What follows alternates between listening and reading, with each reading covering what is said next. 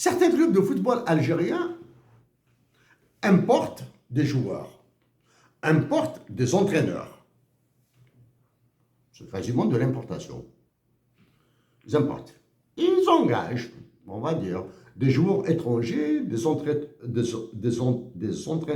étrangers, ou bien des entraîneurs algériens, des joueurs algériens, mais qui sont des résidents fiscaux à l'étranger. Ils résident en France, en Suisse, au Canada, aux États-Unis, en Allemagne, donc il doit être payé dans la monnaie de son pays de résidence. Ok. Donc il doit être payé en dollars, en euros. Pour le cas, par exemple, du Mouloudia d'Alger et de la JSK, ils engagent des joueurs étrangers. Hein. Je suppose qu'un joueur africain, parce qu'il n'y a pas de joueurs européens, du moins, il y a quelques joueurs européens d'extraction algérienne qui peuvent jouer en Algérie.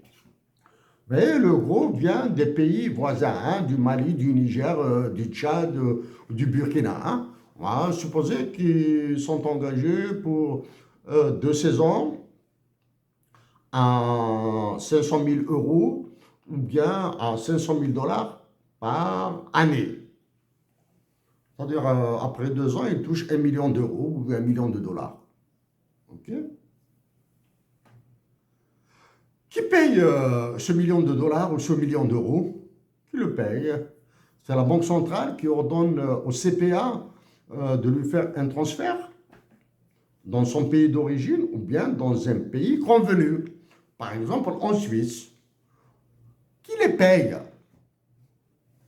Est-ce que c'est l'argent du président de la JSK ou du Mouloudia? Non, ça ne peut pas être ça.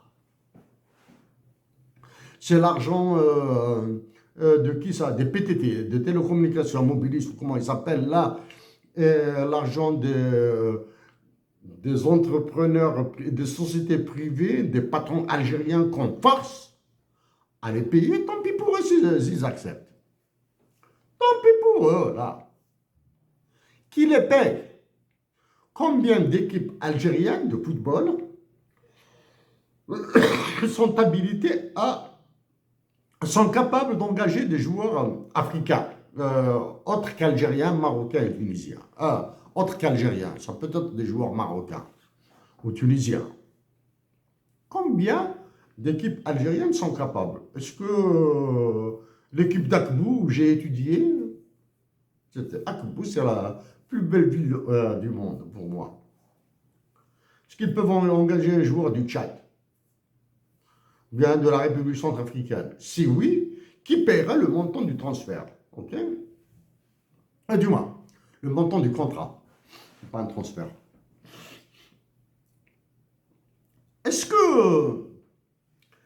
que ces contrats sont un canal pour la corruption et la fuite de capitaux? Oui. Je suis président d'un club, de la JSK, du Mouloudia d'Alger, de l'USMA d'Alger, du CRB peut-être. Je suis président. Je dis, je vais aller voir un truc par les réseaux mafieux, un petit réseau mafieux, là, de la contrebande des joueurs, etc.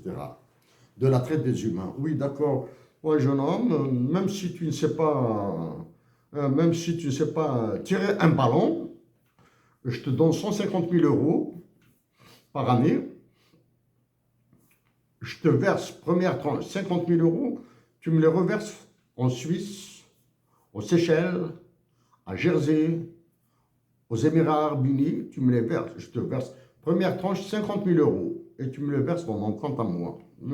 Ça va faire un truc HSBC, etc., une Barclays, etc., ça va atterrir dans mon compte à Dubaï.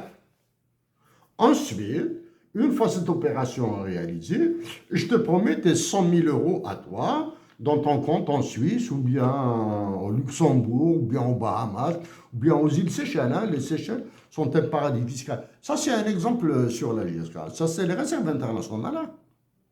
Donc, j'ai commencé à toucher au mec de la Banque d'Algérie.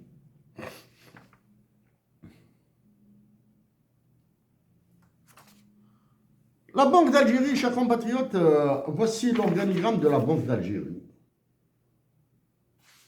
Il y a un gouverneur, il y a des vice-gouverneurs, j'ignore combien. Il y a un secrétaire général du Conseil monétaire et bancaire. Il y a un secrétaire général de la commission bancaire. Conseil et commission, quelle est la différence? J'ignore. Il y a un service d'audit interne. Il y a une direction de la communication, merci. Il y a un secrétariat général. Il y a un directeur des services juridiques. Ah, ça fonctionne à fond, hein, avec les procès, les différents, avec l'OMC, avec le CIRDI, avec le Club de Paris, le Club de Londres, etc. Et il y a combien de directeurs généraux à l'intérieur de la Banque d'Algérie? Donc, en plus du gouverneur, il y a des vice-gouverneurs, il y a, ce sont les autres, ceux que je viens de citer, il y a un directeur général de l'inspection générale, un directeur général du crédit et de la réglementation bancaire, ça fait 2. Un directeur général des études, l'inflation, le directeur général des études du taux directeur, des opéros de repo, okay.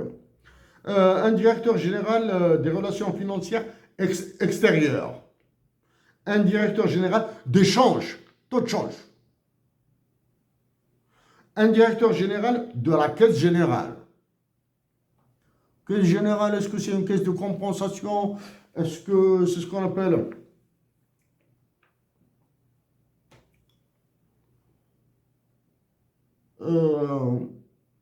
un guichet unique?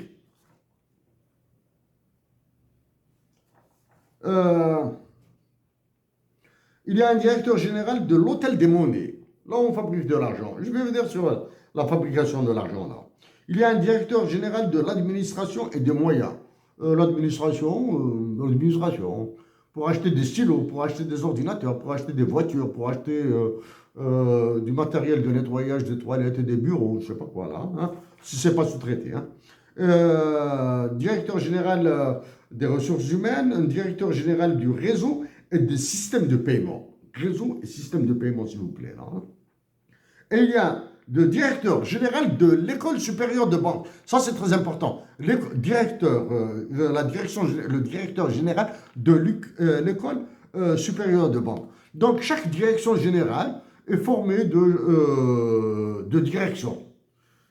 Par exemple, la direction générale d'échange, elle contient la direction de la dette extérieure.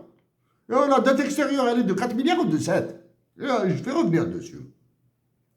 La directeur de la balance des paiements, je vais revenir dessus. La direction du contrôle d'échange.